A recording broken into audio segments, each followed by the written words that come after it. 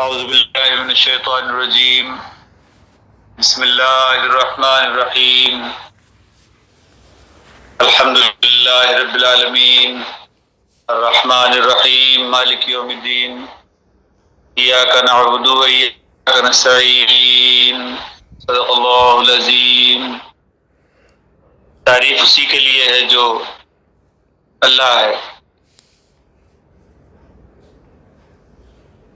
وہ رب العالمین ہے، سب عالموں کی ربوبیت کرتا ہے، مادیات کے سب عالم ان کی بھی ربوبیت کرتا ہے، بھلے وہ جمادات ہوں، بھلے نباتات ہوں، بھلے حیوانات ہوں، بھلے خود انسان ہوں، اور روحانیات کے عالم کی ربوبیت بھی کرتا ہے۔ اس کے لیے بھی اس نے پورا انتظام کیا ہوا ہے، اس کے لیے اس نے انبیاء کو بھیجا ہے، ان کے ذریعے اس کے لیے اور اس نے تعلیمات کو نازل کیا ہے تاکہ انسانوں کی روحانی ربوبیت ہو، ان کے اندر اخلاق اور کردار پیدا ہو، تو وہ جانوروں کے مقام سے نکل کر انسانوں کے مقام پر آئیں۔ تو اس مقصد کے لیے بھی اس نے پورا انتظام کیا ہوا ہے۔ وہی ہے جو عالم ناسوس سے ملکوت میں منتقل کرتا ہے انسانوں کو، یعنی اخلاقیات کے عالم میں، اور وہی ہے جو ملکوت سے جبروت میں منتقل کرتا ہے، یعنی روحانیات کے عالم میں، جہاں انسان اخلاقیات سے بڑھ کر انسانوں کی خدمت کے لیے اپنی زندگی کو وقف کرتا ہے۔ تو یہ جتنے بھی عالم ہیں یہ اللہ نے اس لیے بنائے ہیں تاکہ انسان یا کوئی بھی مخلوق جو ہے وہ اپنے حد کمال کو پہنچے، ربوبیت کی انتہائی مقام پہ پہنچے۔ جس مقصد کے لیے وہ پیدا کی گئی ہے اس مقصد کو حاصل کرے، یعنی ایک بیج کو جو ہے وہ پھل تک پہنچانے کی ذمہ داری اللہ رب العالمین کی ہے۔ اس کے لیے اس نے پورا انتظام کیا ہے، رحمان بنتا ہے، بلا بدل بلا طلب دیتا ہے، عطا کرتا ہے، پیدائش دیتا ہے، اور اس کے بعد اس کی تنظیم کرتا ہے، رحیم بن کر اس کی تنظیم کرتا ہے، نظم پیدا کرتا ہے اس کے اندر تاکہ کوئی شے جو ہے وہ ضائع نہ ہو۔ اعمال کی دنیا میں، انسانوں کی دنیا میں، روحانیات کی دنیا میں اس نے اعمال کا نظام رکھا ہے، تو اچھے اعمال کے اوپر کئی گنا بدلہ دیتا ہے، یہ بھی رحم شامل ہے اس میں۔ تو اللہ رب العالمین رحیم بنتا ہے، اعمال کے کئی گنا بدلے دیتا ہے، اور یہاں پر بھی چھوڑتا نہیں ہے۔ اگر انسان سرکشی کریں، جیسا کہ اس کو اختیار ہے اس بات کا کہ وہ سرکشی کر سکتا ہے اور شکر کی حالت میں بھی آ سکتا ہے اور کفر کی حالت میں بھی آ سکتا ہے، اس کے لیے رب العالمین نے پورا انتظام کیا ہے کہ جب بھی کبھی کفر کی حالت میں آئے گا تو سدھار کے لیے بھی اللہ مالک بنتا ہے، مالک یوم الدین، رب العالمین جو ہے وہ مالک بنتا ہے۔ تو یہ اللہ رب العالمین نے جو ہے پورا انتظام کیا ہوا اس کا۔ تو ایاک نعبد ایک انسان کہتا ہے، یعنی یہ کہ وہ اللہ کا ہمرنگ بنے گا، یعنی جو اچھی صفات ہیں ان کو اپنائے گا اور بری صفات کو جو ہے وہ نہیں اپنائے گا۔ اور جب ایسا مومن بندہ ایسا کہتا ہے ایاک نعبد، تو پھر وہ ایاک نستعین کا حقدار ہوتا ہے، یعنی پھر اللہ جو ہے وہ اس کی استعانت کرتا ہے، اس کی مدد کرتا ہے۔ یہ اللہ رب العالمین کا پورا نظام ہے جس کو سورہ فاتحہ کے اندر بیان کیا گیا ہے۔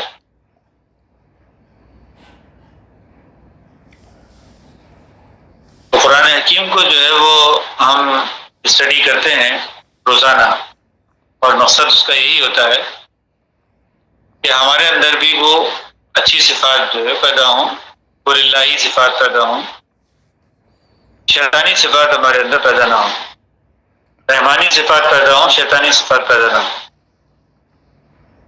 تو یہ اس کے لیے جو ہے وہ رب العالمین اویئرنیس دینا چاہتا ہے انسانوں کو، کیونکہ وہ اپنی مرضی سے ایسا کریں. زور زبردستی اور دباؤ جو ہے وہ جانوروں کے اوپر چلتا ہے، لیکن انسانوں کے اوپر جو انسانیت کے درجے پہ انسان جب آتے ہیں اور وہ اپنے حد کمال کو نہیں پہنچ سکتے، آپٹیمم لیول کو اچیو نہیں کر سکتے، جب تک ان کو جو ہے وہ کھلی آزادی نہ دی جائے کام کرنے کی، سوچنے کی. تو اللہ رب العالمین نے سوچنے کی، کام کرنے کی پوری آزادی دی ہے. وَهَدَيْنَاهُ السَّبِيلَ، ہم نے راستہ جو ہے وہ دکھلا دیا ہے، اما شاکروں و اما کفورا، چاہو تو شکر کے راستے پہ جاؤ، چاہو تو کفر کے راستے پہ جاؤ، دونوں راستے اس کے لیے کھلے ہیں. تو ہر انسان کے پاس ہمیشہ، ہر لمحہ، یعنی دن میں کئی مرتبہ دو راستے اس کے پاس آتے ہیں. جب وہ گفتگو کرتا ہے تو بھی اس کے پاس دو راستے آتے ہیں، کہ اللہ کی بات کرے یا شیطانی بات کرے. کسی کے دل کو تکلیف پہنچانے والی بات کرے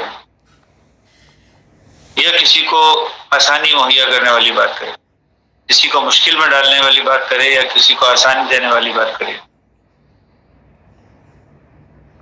انسان کے پاس دو راستے ہمیشہ کھلے ہوتے ہیں کہ ادھر جائے یا ادھر نہ جائے، کوئی چیز کھائے یا کوئی چیز نہ کھائے، کسی طرف دیکھے یا کسی طرف نہ دیکھے، کچھ سنے، کچھ بات سنے یا کچھ بات نہ سنے. غرض انسان کو اللہ رب العالمین نے پوری آزادی دی ہے، اور ایک آزاد حیثیت سے انسان کو جو ہے وہ پیدا کیا گیا ہے. انسان لیمٹ کرتا ہے اپنے آپ کو اپنے ہی ذہن کے اندر، اور یہ لمیٹیشنز جو ہیں وہ انسان نے خود بنائی ہیں اپنی، کیونکہ انسان وہم اور گمان کی دنیا میں جینا چاہتا ہے تو پھر یہ لمیٹیشنز خود کریٹ کرتا ہے، ورنہ اللہ نے لمیٹیشنز کریٹ نہیں کی. انسان کو جو ہے وہ تقدیر کا پابند نہیں بنایا ہے. جانوروں کو اللہ نے تقدیر کا پابند بنایا ہے،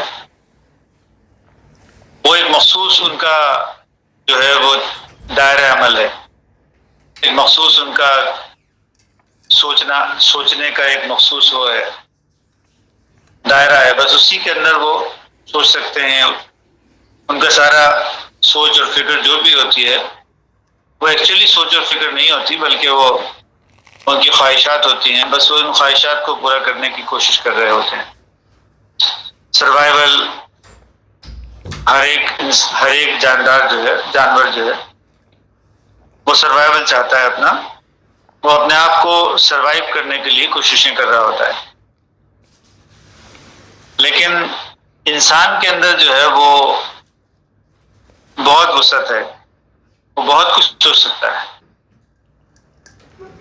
تو انسان کی جو فیلڈ ہے وہ بہت بڑا ہے، وہ جانوروں کی طرح محدود نہیں ہے. تو اللہ رب العالمین نے جو ہے وہ اس پورے فیلڈ کے ساتھ، اس کے تمام اوزاروں ہتھیاروں کے ساتھ اس کو پیدا کیا ہے. تو اس لیے اللہ رب العالمین نے اس کا جو ہے وہ طریقہ کاری بدلا ہے کہ تم اس طرح سے کرو گے تو تم کو فائدہ پہنچے گا. تو اللہ رب العالمین جو اچھائی کا درس دیتا ہے وہ اس لیے کیونکہ اچھائی میں انسانوں کا فائدہ ہے، اور برائی سے روکتا ہے اس لیے کیونکہ انسانوں کو برائی میں نقصان ہے. تو اللہ رب العالمین انسانوں سے محبت کرتا ہے، اس لیے فائدے کی طرف ان کو بلاتا ہے. اللہ رب العالمین انسانوں سے محبت کرتا ہے، اس لیے ان کو نقصان سے بچانے کی کوشش کرتا ہے. تو یہ رب العالمین کی طرف سے جو ہے وہ ایک انعام ہے کہ اللہ جو ہے وہ انسانوں کو چھوڑتا نہیں ہے کبھی، ہمیشہ ان کو گائیڈنس دینے کے لیے، ان کو ہدایت دینے کے لیے ہر وقت جو ہے وہ موجود رہتا ہے. تو یہ گائیڈنس جو ہے وہ انسانوں کے ذریعے سے ہی ملتی ہے. تو کچھ اللہ والے لوگ ہوتے ہیں، ہر دور کے اندر کچھ ایسے لوگ ہوتے ہیں جو انسانوں کو یہ گائیڈنس دینے کے لیے اس دنیا میں آتے ہیں، اور اس کے بعد پھر انسان اس سے ہدایت حاصل کرتے ہیں، وہ اویئرنیس حاصل کرتے ہیں. تو ہم بھی قرآن حکیم کو جو ہے وہ بس اسی مقصد سے پڑھتے ہیں تاکہ اس کے ذریعے سے وہ اویئرنیس حاصل کریں، اور خود صرف اویئرنیس حاصل نہ کریں بلکہ انسانوں کو اویئرنیس دیں بھی، کیونکہ یہ دونوں ہی کام امپورٹنٹ ہیں، بلکہ دوسرے کام کو زیادہ امپورٹنس دی گئی ہے، کیونکہ صرف ہدایت کو لے لینا، صلاۃ کے اوپر خود قائم ہو جانا، یہ کافی نہیں ہوتا، بلکہ ذکر کرنا، یعنی انسانوں کو جو ہے وہ نصیحت کرنا، انسانوں کو اللہ کی طرف بلانا، اس کے لیے بھی انسان کو جو ہے وہ ترغیب دی گئی ہے اور تاکید کی گئی ہے، کیونکہ اگر انسان ایسا نہ کرے تو پھر معاشرے کے اندر جو ہے وہ اطمینان اور خوشی کی جنت میں جو ہے وہ نہیں رہ سکتا۔ تو یہ جنت جو اس دنیا کے اندر انسان کو ملتی ہے وہ کبھی بھی جو ہے وہ حاصل نہیں ہو سکتی انسان کو جب تک وہ اللہ کے بتائے ہوئے راستے کے اوپر نہیں چلتا۔ تو آج بھی ہم جو ہے وہ کوشش کرتے ہیں کہ قرآن حکیم کو جو ہے وہ پڑھیں، اس طرح کے رینڈملی جس طرح ہم پڑھتے ہیں کسی بھی جگہ سے قرآن حکیم کو کھولتے ہیں اس نیت کے ساتھ کہ اللہ رب العالمین وہ آیات ہمارے سامنے لائے گا جو اس وقت اس دور کا تقاضا ہے، جو اس وقت ہماری ریکوائرمنٹ ہے، جس چیز کی کمی ہے ہمارے اندر اس کمی کو پورا کرنے کے لیے رب العالمین جو ہے وہ اسی قسم کی آیات کو جو ہے وہ ہمارے سامنے پیش کرے گا، ان نشانیوں کو، تاکہ ہم سمجھیں اسے۔ تو علی بھائی سے گزارش کرتے ہیں کہ علی بھائی قرآن حکیم کی کسی آیت کی تلاوت کریں اور اس کا ریفرنس ہم کو بھی بتائیں۔ جی، سورہ بقرہ کی 58 آیت، سورہ بقرہ چیپٹر 2 اور ورس نمبر 58۔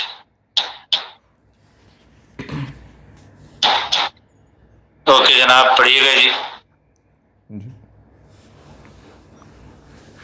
اعوذ باللہ من الشیطان الرجیم، بسم اللہ الرحمن الرحیم۔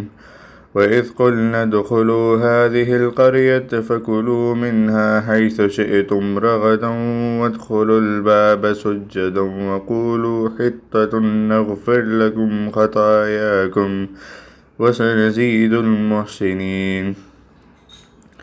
اور ہم نے تم سے کہا کہ اس بستی میں جاؤ اور جو کچھ جہاں کہیں سے چاہو با فراغت کھاؤ پیو اور دروازے میں سجدے کرتے ہوئے گزرو، اور زبان سے حتّہ کہو، ہم تمہاری خطائیں معاف فرما دیں گے اور نیکی کرنے والوں کو اور زیادہ دیں گے۔ جی، یہاں پر موسیٰ علیہ السلام کی قوم کا ذکر جو ہے وہ ذکر کیا جا رہا ہے کہ موسیٰ علیہ السلام سے قوم جو ہے وہ شکر گزاری نہیں کر رہی، تو اللہ نے جو ہے وہ ان کو موت سے ہمکنار کیا۔ یہاں مراد روحانی موت ہو سکتی ہے، کیونکہ اللہ دوبارہ جو ہے وہ ان کو یہ بات کہہ رہا ہے کہ ہم نے تم کو دوبارہ زندہ کر دیا۔ تو یہاں روحانی موت ہو سکتی ہے، اس کے اندر ان پر بجلی گری، صاعقہ۔ موسیٰ علیہ السلام جب وہاں موجود نہیں تھے اور طور پر گئے تھے تو اس وقت پیچھے جو ہے وہ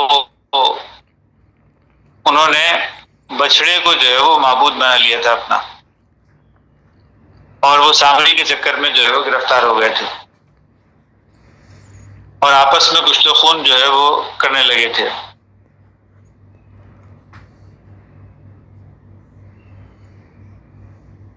کیونکہ جب بھی کبھی انسان اللہ کو پوچھتا ہے تو اس کے اندر آپس میں محبت پیدا ہوتی ہے، جو اللہ ہر انسان کے دل میں ہوتا ہے نا۔ تو جب انسان اللہ کو پوچھتا ہے، اللہ کو اپنا معبود مان لیتا ہے، تو انسانوں کے درمیان آپس میں محبت پیدا ہوتی ہے.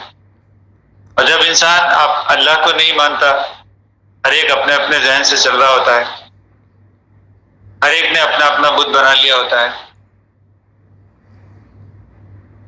تو اس وقت انسانوں کا آپس میں جو ہے وہ کلیش ہونا ضروری ہے، وہ آپس میں جو ہے وہ نفرتیں پیدا ہونا ضروری ہے. تو جب تک انسان جو ہے وہ اللہ کو پوچھتے رہیں گے، اللہ کو اپنا معبود مانتے رہیں گے، اللہ کے حکم پر چلتے رہیں گے، اس وقت تک انسانوں میں آپس میں محبت رہے گی. اور جب کبھی وہ اللہ کو پوجنا بند کر دیں گے، اللہ کے سامنے سجدہ نہیں کریں گے، تو پھر اپنی خواہشات کے سامنے سجدہ ان کو کرنا ہی پڑے گا، کیونکہ بت جو ہے وہ تو کچھ دے نہیں سکتا ان کو. تو ہر ایک اپنی اپنی خواہش پہ چلنے لگے گا. تو جب انسان ہر ایک اپنے اپنی خواہش پہ چلنے لگتے ہیں، الگ الگ معبود بنا لیتے ہیں، تو اس وقت ان کے درمیان آپس میں پھوٹ پیدا ہو جاتی ہے. تو اس لیے اللہ رب العالمین نے یہ خدا کا تصور جو ہے وہ پیش کیا ہے تاکہ انسانوں کے اندر جو ہے وہ توحید پیدا ہو یا انسانوں میں وحدت پیدا ہو، وہ آپس میں ایک دوسرے کے ساتھ جڑ جائیں.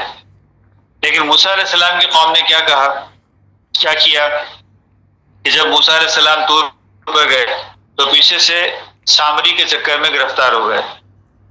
وہ اپنے مفادات کے تحت اس نے جو ہے وہ لوگوں کو اپنے چکر میں پھانس لیا. لوگ جو ہیں وہ اس کے پیچھے جو ہے وہ چل پڑے. ظاہر ہے وہ ایک انسان تھا اور انسانوں کے اپنے مفادات ہوتے ہیں، وہ اپنے مفاد کے تحت لوگوں کو جو ہے وہ چلانے لگا. حالانکہ موسیٰ علیہ السلام نے اللہ کی عبادت کا حکم دیا تھا. اس کے نتیجے میں کیا ہوا؟ وہ آپس میں ایک دوسرے کو قتل کرنے لگے. تو اللہ نے جو ہے وہ یہ ان کو سزا کے طور پر ان کے اوپر نافذ کر دیا کہ وہ آپس میں ایک دوسرے کو قتل کرنے لگے.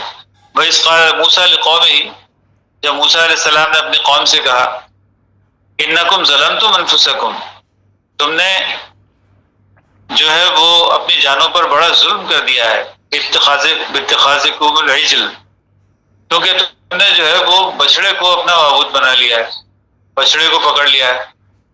فَتُوبُوا إِلَىٰ بَارِئِكُمْ، اب تم اپنے پیدا کرنے والے کی طرف جو ہے وہ رجوع کرو. فَاقْتُلُوا أَنفُسَكُمْ، اور اپنے نفسوں کے اوپر جو ہے وہ اپنے آپ کو جو ہے وہ قتل کرنے لگو. اچھا، یہاں پر قتل سے مراد جو ہے وہ یہ بھی ہو سکتا ہے کہ نفس کو جو ہے وہ اپنا قتل کرو، یعنی ایسا نفس جو برائی کی طرف تم کو اکساتا ہے اس کو قتل کرو. بعض لوگ اس کو فزیکل کے اوپر بھی لے گئے ہیں کہ موسیٰ علیہ السلام نے جو ہے وہ یہ کہا کہ ایسے لوگ جو کہ تم کو اللہ سے دور ہٹا رہے ہیں ان کو قتل کرو.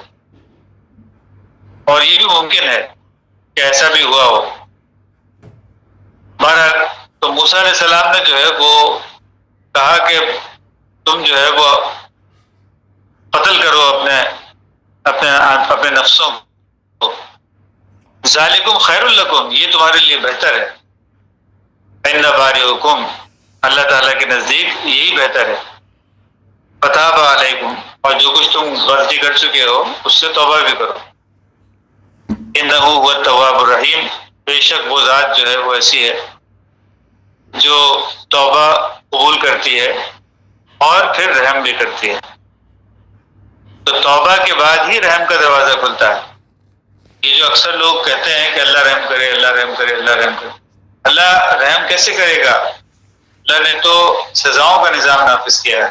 جب کبھی انسان برائی کی طرف جائے گا تو برائی کے جو برے اثرات ہیں اس کی زندگی میں آنا ضروری ہے. یہ تو اللہ کا نظام ہے، اس میں اللہ رحم کیوں کرے گا؟ وہاں پر رحم نہیں ہے، وہاں پر تو سدھار کا نظام ہے. اللہ کے پاس مالک بنتا ہے اللہ. لیکن رحم کب ہوتا ہے؟ اطیعوا اللہ واطیعوا الرسول لعلکم ترحمون. اللہ کی اطاعت کرو، رسول کی اطاعت کرو تاکہ تم پر رحم کیا جائے۔ رحم ہمیشہ کنڈیشنل ہوتا ہے۔ اللہ جو ہے وہ انسانوں کے اوپر رحم کرے، ان کو جو ہے وہ سینت کرے۔ رحم بیسیکلی انتہائی احتیاط کے ساتھ کسی شے کو احتیاط کے ساتھ رکھنے کو کہتے ہیں۔ جیسے ماں کے کوکھ کے اندر بچہ جو ہوتا ہے وہ پرورش پاتا ہے، یعنی ہر طرح کی اس کو فیڈ ملتی ہے، ہر طرح کی اس کو پروٹیکشن ملتی ہے۔ اس جگہ کو رحم کہا جاتا ہے، رحم مادر کہتے ہیں، کیونکہ وہاں پر ہر طرح کی پروٹیکشن بھی ہوتی ہے اور ہر طرح کی آسانیاں ہوتی ہیں، ہر طرح کی بڑھوتری کا سامان ہوتا ہے، اس کے ارتقاء کا سارا سامان ہوتا ہے۔ تو یہ اللہ رب العالمین جو ہے وہ رحم کرتا ہے انسانوں کے اوپر، لیکن کب کرتا ہے رحم؟ تو کنڈیشنل ہے ہمیشہ۔ تو رحم جو ہے وہ ایسے نہیں ہو جاتا، اندھے کی لاٹھی نہیں ہے اللہ کے پاس، ہمیشہ کچھ کرو گے تو کچھ رحم کیا جائے گا۔ تو جب اللہ کے راستے کے اوپر چلو گے تو تم پر رحم کیا جائے گا۔ تو قرآن حکیم میں جہاں بھی اس طرح کی آیات آئی ہیں ان کو جب ہم اکٹھا کر کے دیکھیں تو ہم کو صاف پتہ چل جائے گا کہ رب العالمین نے ایک سسٹم بنایا ہے۔ اس سسٹم کے تحت جب انسان کو اچھے عمل کرتا ہے تو اس کا نتیجے میں جو ہے وہ رحم کیا جاتا ہے۔ تو یہاں پہ بھی یہ کہا جائے انہ هو التواب الرحیم، جب تم توبہ کر لو گے تو پھر رحم کی طرف آ جاؤ گے، اللہ کی رحمت کے دامن میں تم کو پناہ ملے گی، ابر رحمت تم پہ چھا جائے گا صرف اسی وقت جب تم توبہ کی طرف آؤ گے، یعنی پلٹ جاؤ گے اس بات سے جو غلط کام کر رہے ہو اس سے پلٹ جاؤ گے۔ تو انسان جو ہے وہ جب اپنی خواہشات کے اوپر چلنے لگتے ہیں، الہا ہوا، وہ اپنے خواہشات کو جب اپنا معبود بنا لیتے ہیں، جیسا کہ سامری نے کیا، اس نے جو ہے وہ اپنی خواہش کے تحت ایک ایسا بچڑا بنایا جو لوگوں کے لیے بڑا اٹریکٹیو تھا، بڑی کشش تھی اس کے اندر، اور وہ باتیں بھی کرتا تھا، اس میں سے ہوا جب گزرتی تھی تو باتیں بھی کرتا تھا یا آواز آتی تھی اس کے اندر سے، لوگ جو ہیں اس سے متاثر ہو گئے۔ تو سامری جو دراصل کر کیا رہا تھا، وہ اپنی خواہشات کے تحت لوگوں کو چلانا چاہتا تھا۔ جب بھی انسان اپنی خواہشات کے تحت کسی انسان کے پیچھے چلنے لگتے ہیں تو ان کے اندر جو ہے وہ آپس میں محبتیں ختم ہونے لگتی ہیں، اور جب کبھی انسان اللہ کی محبت میں اللہ کے پیچھے چلنے لگتے ہیں تو انسانوں کے درمیان آپس میں محبت پیدا ہوتی ہے۔ تو وہاں پر جو ہے وہ آپس میں نفرتیں پیدا ہو رہی تھیں، وہ ایک دوسرے کو قتل کر رہے تھے۔ اللہ نے کہا نہیں، تم اپنے نفس کو قتل کرو، اپنے آپ کو جو ہے وہ یعنی جو خواہشات کے پیچھے تم چل پڑے ہو اس کو تم مارو، تو اللہ جو ہے وہ پھر تمہاری توبہ کو قبول کرے گا، تم پر رحم کرے گا۔ وَإِذْ قُلْتُمْ يَا موسیٰ، اور تم نے موسیٰ علیہ السلام سے کہا تھا، وَإِذْ قُلْتُمْ يَا موسیٰ، تم نے موسیٰ علیہ السلام سے کیا کہا تھا، لَن نُؤْمِنُ لَكَ، تو ہم ہرگز جو ہے وہ ایمان نہیں لائیں گے، لن نؤمنو، کبھی بھی ایمان نہیں لائیں گے تمہارے اوپر، لکا تمہارے لیے، یا اللہ کے اوپر ہرگز ایمان نہیں لائیں گے، حتی نر اللہ جہرتن، جب تک اپنے سامنے اپنے رب اللہ کو جو ہے وہ اپنے سامنے نہ دیکھیں۔ تو ہر دور میں انسان جو ہے وہ رب کو اپنے سامنے دیکھنا چاہتا ہے، یعنی وہ چاہتا ہے کہ بس جو بھی وہ کام کر رہا ہے اس کا فوری نتیجہ اس کے سامنے آ جائے، اپنے رب کو جو ہے وہ اپنے سامنے دیکھ لے۔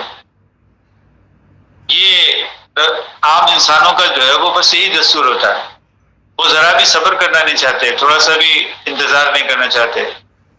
جو اللہ نے کہا ہے، وہ جو اللہ کا جو طریقہ کار ہے وہ تو یہ ہے نہیں، کسی بھی کام کا فوری نتیجہ کبھی بھی برآمد نہیں ہوتا۔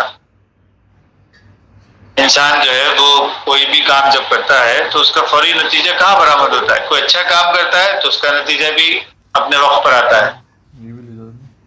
قیامہ قامہ ساعت جس کا ذکر قرآن حکیم کے اندر آیا ہے، جہاں پہ اعمال کے بدلے دیے جاتے ہیں، یوم الدین، اعمال کے بدلے جزا کا دن، یہ کب آتا ہے؟ پوچھتے ہیں قیامت کب آئے گی، یہ سنورا کا کہ کب آئے گی قیامت؟ تو اس کے جواب میں قرآن حکیم کہتا ہے کہ بہت قریب ہے. یہ نہیں بولتا کہ یہ ابھی آج آ جائے گی، کل آ جائے گی. تو قیامت کیا ہے؟ بیسیکلی جزا کا دن ہے. یعنی جو کچھ بھی تم نے کیا، جزا سزا کا دن، جو کچھ بھی تم نے کیا وہ تمہارے سامنے آ جائے. لیکن انسان بہت جلد باز ہے. وَكَانَ لِلْإِنسَانِ عُجُولًا، انسان چاہتا ہے کہ بس فوری نتیجہ سامنے آ جائے. تو اللہ پہ بھی ایمان نہیں لاتا، بولتا ہے بس اللہ میرے نظروں کے سامنے ایسے نظر آ جائے، جو کچھ بھی کہا ہے اس نے بس فوراً سامنے اس کا نتیجہ آ جائے. ایسا نہیں ہوتا. مگر تو موسیٰ علیہ السلام سے جو ہے انہوں نے کہا کہ ہم جو ہے وہ ایسی کھلی آنکھوں سے خدا کو دیکھنا چاہتے ہیں. حَتَّى نَرَى اللَّهُ جَهْرًا، کھلی آنکھوں سے دیکھنا چاہتے ہیں. فَأَخَذَتْكُمْ صَاعِقَةٌ، تو اللہ نے جو ہے وہ ان کے اوپر صاعقہ نازل کر دیا، یعنی بجلی نازل کی. تو جو بائبل کے اندر آیا ہے تو اس میں یہ ہے کہ اللہ نے ان کے اوپر جو ہے وہ بجلی نازل کر دی، اس سے وہ مر گئے. تو وَأَنْتُمْ تَنْظُرُونَ، تو تم دیکھتے ہی رہ گئے اور تمہارے اوپر بجلی نازل ہو گئی. یہ ایک میٹافورک لینگویج بھی ہو سکتی ہے. بہرحال جو بائبل کے اندر جو آیا ہے وہ یہی آیا ہے کہ ان کے اوپر باقاعدہ کوئی بجلی گری آسمان سے اور اس کے بعد وہ مر گئے. پھر اللہ نے دوبارہ ان کو زندہ کر دیا، جیسا کہ آگے قرآن حکیم کی آیات میں بھی آ رہا ہے. ثم بعثناکم من بعد موتکم، پھر ہم نے تم کو جو ہے وہ اس موت کے بعد دوبارہ زندہ کر دیا. ثم بعثناکم من بعد موتکم لعلکم تشکرون، تاکہ تم شکر کے راستے کے اوپر چلو. تو یہاں میٹافورک لینگویج بھی ہو سکتی ہے. یہ اکثر مفسرین یا جو ہیں وہ اسی کے اوپر گئے ہیں کہ باقاعدہ کوئی مافوق الفطرت کوئی چیز ہو گئی، یعنی وہ مر گئے اور مرنے کے بعد پھر دوبارہ زندہ ہو گئے. بہرحال ایسا ضروری نہیں ہے. قرآن حکیم میں موت اور زندگی جو ہے اس کو صرف فزیکل کے اوپر نہیں لیا گیا ہے. قرآن حکیم کی کئی آیات ایسی ہیں جس سے پتہ چلتا ہے کہ انسان روحانی طور پر بھی مرتے ہیں اور روحانی طور پر بھی زندہ ہوتے ہیں. تو جیسے کہ حدیث میں بھی آیا کہ مردوں میں سب سے پہلے جو زندہ ہوئے وہ ابو بکر صدیق ہیں. تو یہ جو بعثت ہوتی ہے انسان کی، جہاں پہ انسان روحانی طور پر مر چکا ہوتا ہے، یعنی سوچنے سمجھنے سے معذور ہو جاتا ہے، دیکھنے سے معذور ہو جاتا ہے، سننے سے معذور ہو جاتا ہے. حالانکہ سب کچھ سنتا ہے، سب کچھ دیکھتا ہے اور اس کا ذہن جو ہے وہ سب کچھ سوچتا بھی ہے. لیکن وہ جو اللہ چاہتا ہے، یعنی ریئلٹی کو دیکھنا، ریئلٹی کو سننا، ریئلٹی کو، حقیقت کو، حق کو دیکھنا، وہ اس سے انسان معذور ہو جاتا ہے. سمن بکمن عمیٌ فہم لا یرجعون، کافروں کے لیے یہ بات کہی گئی کہ وہ اندھے ہو جاتے ہیں، بہرے ہو جاتے ہیں، گونگے ہو جاتے ہیں. تو یہ کون سا اندھا پن ہے، یہ کون سا بہرا پن ہے، یہ کون سا جو ہے وہ انسان سوچنے سمجھنے سے معذور ہو گیا ہے؟ یہ کون سی موت ہے جو کسی انسان پہ آ جاتی ہے؟ یہ دراصل انسان جب کبھی اللہ سے ہٹ کر اپنے نفس کی خواہشوں کے اوپر چلنے لگتا ہے تو مر جاتا ہے، روحانی طور پر مر جاتا ہے. یعنی اب وہ وہم اور گمان کی دنیا میں جینے لگتا ہے، وہ حقیقت کی دنیا سے باہر آ جاتا ہے. تو جب انسان وہم اور گمان کی دنیا میں جینے لگتا ہے تو اس کی موت واقع ہو جاتی ہے. چیزوں کو ٹھیک طرح سے نہ دیکھ سکتا ہے، چیزوں کو نہ ٹھیک طرح سے سن سکتا ہے، چیزوں کو نہ ٹھیک طرح سے سوچ سکتا ہے. تو اس کی زندگی میں جو ہے وہ ایک موت طاری ہو جاتی ہے. جیسے کہ موت میں انسان نہ دیکھتا ہے، نہ سنتا ہے، نہ سوچتا ہے. ایسی حالت جو ہے وہ انسانوں کی ہو جاتی ہے. مگر یہ فزیکل موت نہیں ہوتی بلکہ روحانی موت ہوتی ہے انسانوں کی. اللہ رب العالمین نے قرآن حکیم میں کئی جگہوں کے اوپر اس روحانی موت کا ذکر کیا ہے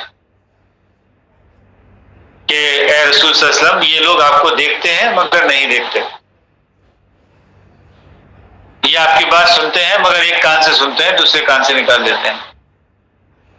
ان کے اوپر جو کچھ بھی کلام جو ہے وہ پڑھا جاتا ہے یہ اس کے اوپر غور نہیں کرتے اور اس کے اوپر سے ایسے ہی گزر جاتے ہیں، یوں ہی گزر جاتے ہیں، یعنی اندر جو ہے وہ کچھ اترتا ہی نہیں ہے ان کے۔ تو یہ جو روحانی موت انسانوں کے اوپر ہوتی ہے اس کا بھی یہاں پر جو ہے وہ ممکن ہے اسی کا ذکر کیا جا رہا ہو، کیونکہ ایسا کبھی ہوتا نہیں ہے، اور قرآن حکیم کی دوسری آیات سے پتہ چلتا ہے کہ اللہ کسی موت کے بعد پھر دوبارہ انسان کو زندہ نہیں کرتا کہ کوئی موت مر جائے کوئی اور اس کے بعد پھر یہ ایسا کچھ کام جو ہے وہ اس دنیا کے اندر نہیں ہوا کرتا۔ ہاں البتہ کئی بار ایسا ضرور ہوتا ہے کہ ایسا لگتا ہے جیسے کہ مر گیا انسان، مگر ایکچولی وہ مرا نہیں ہوتا، بلکہ اس کے اوپر ایک بجلی کون جاتی ہے اس کے اوپر، اور وہ تھوڑی دیر کے لیے اپنے ہوش و حواس سے بیگانہ ہو جاتا ہے، بے ہوش ہو جاتا ہے۔ ویسی بے ہوشی کی کیفیت البتہ طاری ہو سکتی ہے اور اس کو بھی موت سے تشبیہ دی جا سکتی ہے، جیسا کہ نیند کے عالم کو بھی موت سے تشبیہ دی گئی ہے۔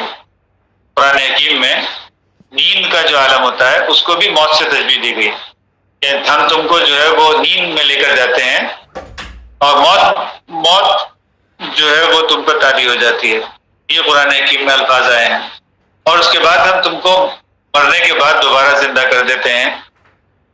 جس کو اللہ نے موت دینی ہوتی ہے، مستقل موت دینی ہوتی ہے، تو وہ پھر دوبارہ زندہ نہیں کیا جاتا، جس کو موت نہیں دینی ہوتی ہے تو وہ نیند کے بعد دوبارہ بیدار ہو جاتا ہے۔ یہ بات بھی قرآن حکیم کے اندر ہی آئی ہے، وہاں بھی لفظ موت ہی استعمال ہوا ہے۔ تو موت کا مطلب ہمیشہ مستقل طور پہ مر جانا ہی نہیں ہوتا، بلکہ کچھ عرصے کے لیے انسان کے اوپر جو ہے وہ ایسی بے ہوشی کی کیفیت طاری ہو جانے کو بھی موت کہتے ہیں۔ تو یہاں پر جو ہے کہا جا رہا ہے کہ تم پر بجلی گری، ثم بعثناکم من بعد موتکم، مگر کچھ عرصے کے بعد پھر دوبارہ ہمارے اندر زندگی پیدا ہو گئی۔ ابھی پچھلے دنوں جو آیات آپ کے سامنے آئی تھی اس کے اندر بھی اللہ رب العالمین موت کے بعد زندگی دینے کا ذکر کر رہا ہے، یعنی انسانوں کے اوپر موت آتی ہے اور پھر ان کے اوپر زندگی دوبارہ سے آتی ہے۔ یہ روحانی موت جو ہے وہ انسانوں کے اوپر آ جاتی ہے، پھر اللہ رب العالمین کا کلام جو ہے وہ ان کو زندہ کرتا ہے۔ تو یہ کیفیت جو ہے وہ انسانوں کے اوپر ہوتی ہے، بالکل اس طرح جیسے کہ زمین کے اوپر جو ہے وہ موت آ جاتی ہے، زمین کے اندر کوئی سبزہ پیدا نہیں ہوتا، پھر بارش برستی ہے آسمان سے، تو بارش سے جو ہے وہ پوپلیں پھوٹتی ہیں اور پھر سبزہ جو ہے وہ چاروں طرف پھیل جاتا ہے، پھر اس سے پھل حاصل ہوتے ہیں۔ ابھی 2 دن پہلے قرآن حکیم کی آیات جو ہے وہ آپ کے سامنے آئی تھی، اور اللہ اسی طرح مردوں کو جو ہے وہ زندہ کرتا ہے۔ تو یہ جو موت ہوتی ہے یہ روحانی موت بھی ہو سکتی ہے، تو اللہ رب العالمین پھر ان کو زندہ کرتا ہے، وہ اللہ کا کلام جو آسمانی کلام ہے بارش کی طرح برستا ہے اور انسانوں کے قلوب جو ہیں وہ زندہ ہو جاتے ہیں۔ تو ثم بعثناکم من بعد موتکم، اللہ نے اس کے بعد تم کو دوبارہ سے زندہ کر دیا، لعلکم تشکرون، تاکہ تم جو ہے وہ شکر کے راستے کے اوپر چلو۔ اس سے پہلے یہ بات آپ کے سامنے آ چکی ہے، شکرہ کہتے ہیں لبالب بھر جانے کو عربی زبان میں، یعنی انسان جو ہے وہ بھر جائے اس طرح کہ وہ چھلکنے لگے، اور اگر اندر سے خالی ہو تو خالی ڈھول جو ہے وہ ہمیشہ بجتا رہتا ہے، حل میں مزید حل میں مزید کہتا رہتا ہے، کہتا ہے کہ جی مجھے اور چاہیے اور چاہیے اور چاہیے۔ عام طور پہ انسانوں کو آپ دیکھیں گے ناشکرے جو لوگ ہوتے ہیں تو وہ ہمیشہ یہ بات کہہ رہے ہوتے ہیں کہ مجھے کچھ نہیں ملا، مجھے کچھ نہیں ملا، مجھے اور چاہیے، مجھے اور چاہیے، ہمیشہ وہ اسی کیفیت کے اندر رہتے ہیں۔ بہت کچھ ان کو ملتا ہے لیکن اس کے باوجود بھی وہ ہمیشہ یہی کہتے رہتے ہیں کہ مجھے کچھ نہیں ملا، مجھے کچھ نہیں ملا۔ یہ جو کیفیت انسان کے اندر ہوتی ہے ناشکری کی کیفیت، یہ اندر سے خالی پن ہوتا ہے، اس خالی پن کو ہمیشہ آدمی بھرنے کی کوشش کرتا ہے۔ آپ نے اکثر کچھ سنا ہوگا لوگوں کو کہ اللہ کے راستے میں کیوں نہیں دیتے، بولتے ہیں ہمیں پورا نہیں پڑتا، اور وہ ساری زندگی جو ہے ان کو کبھی پورا نہیں پڑتا۔ اور کچھ ایسے لوگ بھی ہوتے ہیں جو عسر ہو یا یسر ہو ہر وقت انسانوں کو جو ہے وہ دیتے ہی رہتے ہیں، تنگی کا عالم ہوگا تب بھی دے رہے ہوں گے، جب کچھ آسانی پیدا ہو جائے گی تب بھی دے رہے ہوں گے۔ یہ دینا جو ہے وہ ایکچولی ٹینڈنسی ہے، یہ ایک ذہن ہے انسان کا، ایک رجحان ہے انسان کا، اور نہ دینا اپنے لیے جو ہے وہ روک کے رکھنا یہ بھی ایک ٹینڈنسی ہے، یہ بھی ایک رجحان ہے انسان کا. یہ انسان کا رجحان اپنی جگہ پہ رہتا ہے، اس کا کچھ بھی تعلق جو ہے وہ عسر یا یسر سے، تنگی سے یا آسانی سے نہیں ہوتا. ہر وقت انسان اپنے دل میں جو ہے وہ تنگی ہی محسوس کرتا رہتا ہے. اس کیفیت کو کفر کہتے ہیں. اور جب انسان دوسروں کو دینے کی طرف توجہ کر رہا ہوتا ہے، اس کیفیت کو شکر کہتے ہیں، کیونکہ وہ اندر سے خالی نہیں ہے، وہ اندر سے بھر چکا ہے. اب وہ چھلک رہا ہے اور اس نے انسانوں کو دینا ہی دینا ہے. یہ ٹینڈنسی جو ہے وہ مومن بندوں کے اندر پیدا ہوتی ہے. تو اللہ رب العالمین جو ہے وہ شکر کے راستے کے اوپر چلنے کی طرف انسانوں کو کہہ رہا ہے. جو شکر کے راستے پر چلتے ہیں وہ ایسے اتاولے نہیں ہوتے، جیسا کہ موسیٰ علیہ السلام کی قوم ہو گئی تھی. وہ کہتی تھی کہ ہم اللہ اس پر ایمان نہیں لائیں گے جب تک تو ہمارے آنکھوں کے سامنے نظر نہیں آ جائے گا. ہر چیز آنکھوں کے سامنے نظر آنی چاہیے، ریزلٹس فوری طور پہ ہمارے سامنے آنے چاہیے. نہیں آتے تو اس کا مطلب یہ ہے کہ ہم اس کے اوپر یقین نہیں کریں گے. یہ کفر کی کیفیت ہے جو کہ انسانوں کے اندر پیدا ہوتی ہے. شکر کی کیفیت میں انسان جو ہے وہ کچھ بھی کام کرتا ہے اور اس بات پر یقین رکھتا ہے کہ ہاں اس کا بہتر نتیجہ جو ہے وہ آئندہ برآمد ہوگا، اور وہ بہتر نتیجہ برآمد ہوتا بھی ہے انسان کی زندگی کے اندر. لیکن وہ انسان اتنا اتاولا ہوتا ہے کہ فوری نتیجہ چاہتا ہے، اجرت میں ہوتا ہے ہمیشہ. تو یہ جو اللہ رب العالمین جو ہے وہ فرما رہا ہے کہ تم کو جو ہے وہ شکر کے راستے کے اوپر چلنے کے لیے کہا گیا ہے. تم اتاولے مت ہو، فوری نتیجہ چاہیے، ابھی رزلٹ چاہیے، ایسا مت کرو. اللہ رب العالمین نے ہر چیز کے لیے بدلے کا جو ہے وہ ہمیشہ ایک دن رکھا ہے. یوم الدین، ایک خاص وقت آتا ہے جبھی بدلہ ملتا ہے. تو اس کے اوپر جو ہے وہ اللہ کے اوپر ایمان رکھو اور اپنے اسی راستے کے اوپر چلتے رہو. یہاں پر ابھی ہم اس کو ختم کرتے ہیں. یہ سیشن یہاں پہ ختم ہوتا ہے. بارک اللہ لنا ولکم فی القرآن العظیم ونفعنا وإیاکم بالآیات والذکر الحکیم. انہ تعالی جواد کریم ملک بر رؤوف رحیم. ربنا